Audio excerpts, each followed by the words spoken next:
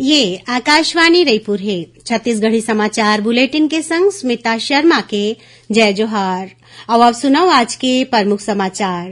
देश के आजादी के 75 बछर पूरा होए के मौका में आज ले हर घर तिरंगा अभियान शुरू। प्रधानमंत्री हा देशवासी मन ला ये अभियान में शामिल होए के करीन आग्रह। दल्ली राजहरा रावघाट जगदलपुर परियोजना में अंतागढ़ ले दुर्ग और रायपुर ले अंतागढ़ तक डेमू पैसेंजर स्पेशल ट्रेन के सुविधा ला अंतागढ़ तक बढ़ा दे गे है। कांकेर सांसद मोहन मंडावी हा आज डेमू पैसेंजर ट्रेन के शुरुआत करीन। और प्रदेश के आने जिला में पाछू कुछ एक दिन ले होवत बरसा ले कतको नदी नाला मन हा उफान में कुछ एक गांव मन के सड़क संपर्क जिला मुख्यालय ले टूट गे हावय। अब समाचार विस्तार ले।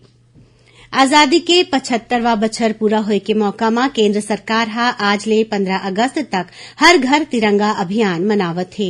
प्रधानमंत्री नरेंद्र मोदी हा आज ले 15 अगस्त तक अपन घर में तिरंगा फहरा के सबो देशवासी मन ला हर घर तिरंगा अभियान में शामिल होए के आग्रह करीन है। प्रधानमंत्री हा देशभर में हर घर तिरंगा अभियान बर देशवासी मन के उत्साह ला देख के अपन खुशी जाहिर करीन है। श्री मोदी हा ट्वीट संदेश में कहिन कि देश के जल थल और नभ में तिरंगा लहरावत देख के भारत के हरेक मनखे मन के मन में बड़ उत्साह है। एकर बर प्रधानमंत्री हा लोगन ला धन्यवाद दीन। हर घर तिरंगा अभियान में केंद्रीय संस्कृति मंत्रालय हा हर घर तिरंगा गीत जारी करे है, जेला अपन ट्विटर हैंडल में साझा करे है। छत्तीसगढ़ में घलो हर घर तिरंगा अभियान बर लोगन में उत्साह देखे जावत है। एकर बर लोगन ला जागरूक करे बर कतकोन कार्यक्रम कराए जावत है। यही कड़ी में बिलासपुर के भरनी के केंद्रीय सुरक्षा पुलिस बल के जवान मन हा मोटरसाइकिल रैली निकालिन। ये रैली कैंप ले शुरू होके आने रद्दा ले होवत नेहरू चौक पहुंचिस और ये दौरान लोगन ला तिरंगा फहराए बर जागरूक करेगीस। उन्हें सरगुजा जिला के ग्राम केपी में केंद्रीय रिजर्व पुलिस बल के 62वां बटालियन डहार ले अपन स्थापना दिवस में आज तिरंगा रैली निकाल के लोगन ला आजादी के महत्व के बारे में बताएगीस। ये मौका में जवान मन हा शहीद मन ला नमन करीन।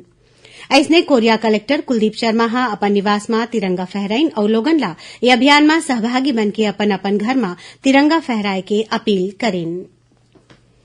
बेमेतरा जिला में भारतीय जनता पार्टी के कार्यकर्ता मन संग्रह स्कूली लइका और आम लोगन हा तिरंगा यात्रा निकालिन। उन्हें रायपुर के पश्चिम विधानसभा क्षेत्र के खमतराई और गुढ़ियारी इलाका में विधायक विकास उपाध्याय की अगुवाई में गौरव यात्रा के आयोजन करेगीस। उमन बताइन के यात्रा के माध्यम ले स्वतंत्रता सेनानी मन के कहानी ला जन जन तक पहुंचाना है। उती नारायणपुर जिला में सीमा सुरक्षा बल के 162वां बटालियन डहार ले बैसाले भाट में सांस्कृतिक कार्यक्रम कराए गए। इस दौरान जवान बन डहार ले लोगन ला आजादी के अमृत महोत्सव के बारे में जानकारी देगी। उन्हें जगदलपुर में स्कूली लइका मन हा सीआरपीएफ के जवान मन ला रक्षा सूत्र बांधिन। एती सूरजपुर जिला के आने स्कूल में घलो हमर तिरंगा अभियान में कतकोन कार्यक्रम कराए जावत थे। ओती कोंडागांव जिला में स्व सहायता समूह के माईलोगिन मन हा राष्ट्रीय ध्वज बनाए में जुटे हैं। महिला समूह मन डहार ले अभी तक 10,000 झंडा बेचे गया हवय। उन्हें दुर्ग के हेमचंद यादव विश्वविद्यालय में 1 सितंबर ले पहला सर्टिफिकेट कोर्स शुरू होही। एकर शीर्षक भारतीय स्वतंत्रता आंदोलन के अज्ञात नायक राखे गे हवय। विश्वविद्यालय के कुलपति डॉक्टर अरुणा पलटा हा स्वतंत्रता दिवस में ये पाठ्यक्रम के संचालन के घोषणा करही। स्वतंत्रता दिवस के पहली संझा में काली 7 बजे आकाशवाणी डहार ले राष्ट्रपति के राष्ट्र के नाव संदेश प्रसारित करे जाही।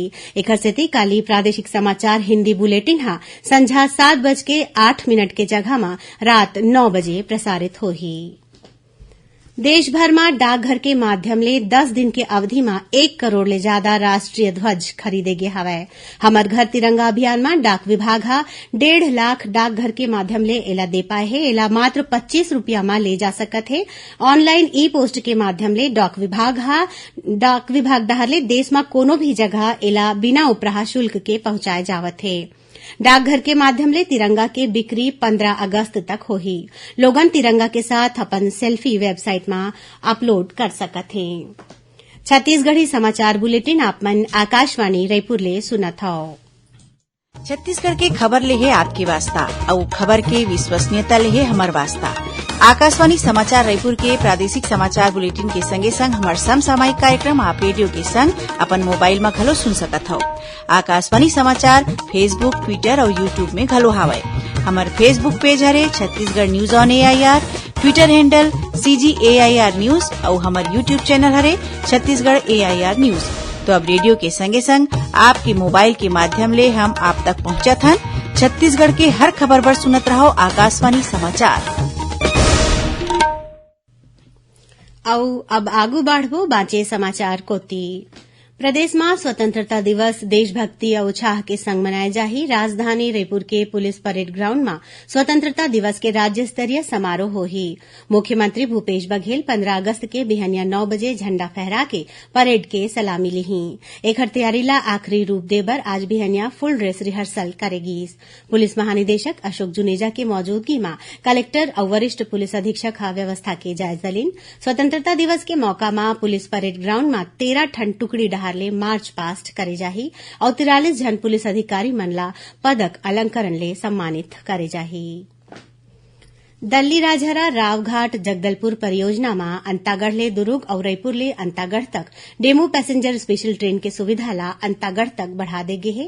कांकेर सांसद मोहन मंडाविया आज डेमू पैसेंजर ट्रेन के शुरुआत करीन। ये मौका में श्री मंडाविया कहिन कि केवटी ले अंतागढ़ रेल मार्ग शुरू होए ले क्षेत्र के विकास हो सकही।